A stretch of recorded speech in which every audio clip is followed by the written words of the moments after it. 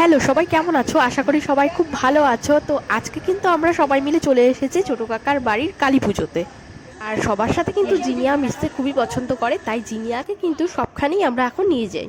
তো আমি দেরি করে এসেছিলাম, তাই কিন্তু সবাই মিলে এখন চলে এসেছি ঠাকুর আনতে।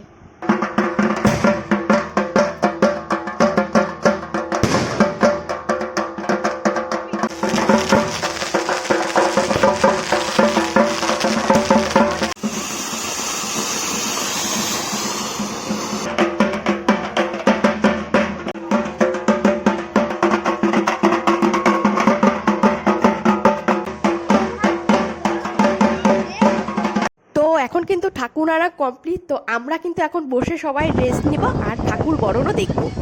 আর এদিকে কিন্তু পুজোর সব কিছু প্রায় রেডি, কেবল শুধু এখন ঠাকুরমশাই আসার পালা। ঠাকুরমশাই আসলেই কিন্তু পুজো শুরু হয়ে যাবে। আর জিনিয়াকে দেখো, জিনিয়া কিন্তু এখন তার মামি দিদার সাথে খেলা করছে। এবার কিন্তু ভেবেছিলাম রাত জাগবো, আর কালী পুজো মানেই কিন্তু রাত জেগে ঠাকুর পুজো দেখা। এই হলো মায়ের রূপ, কি অপরূপ দেখতে না বলো। মা কিন্তু মায়ের জায়গায় বসে পড়েছে, আর এদিকে কিন্তু জিনিয়া দাদু আর মাসির সাথে খেলা করছে। আর একটু পরেই কিন্তু পুজো শুরু হয়ে যাবে, তো তোমরা সবাই সাথে থেকো।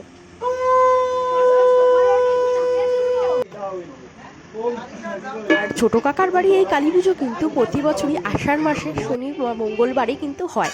তো এবার আমি উপোস থাকতে পারিনি, কিন্তু পরের বার চেষ্টা করব উপোস থাকতে। তো ঠাকুর মশাই পুজোয় বসে পড়েছে, আর এইদিকে কিন্তু আমরা সবাই খেতে বসে পড়েছিলাম রাতের খাবার। আর রাতের খাবার খেয়ে এসে দেখি দারুণ নাচ চলছে। বছরের এই একটা দিনই কিন্তু সবাই মিলে আমরা আড্ডা দিই আর জমিয়ে মজা করি। আর এদিকে কিন্তু কাল প্রসাদের সব প্রস্তুতি চলছে, আর সবজি কাটাও চলছে সাথে সাথে। এখন কিন্তু বাজে রাত ৩টে, পুজো প্রায় কমপ্লিট। আর এদিকে কিন্তু কালকের খিচুড়ির জন্য সবকিছুর প্রস্তুতি চলছে। পুজো কমপ্লিট হয়ে বের হয়ে আসার পরে আকাশের অবস্থা দেখো এরকম, ভোর রাত হয়ে গেছে আর আমরা এখন শুতে যাব।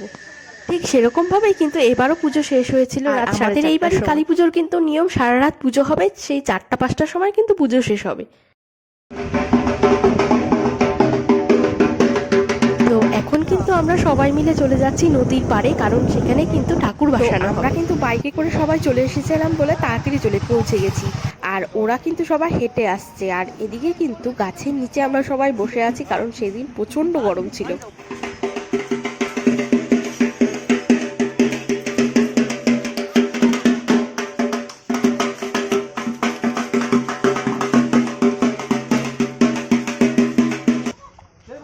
তো এবারের মতন কিন্তু পুজো এখানেই শেষ। তো তোমাদের এই ব্লগটা কেমন লাগলো সবাই কিন্তু অবশ্যই কমেন্ট করে জানিও আমাকে।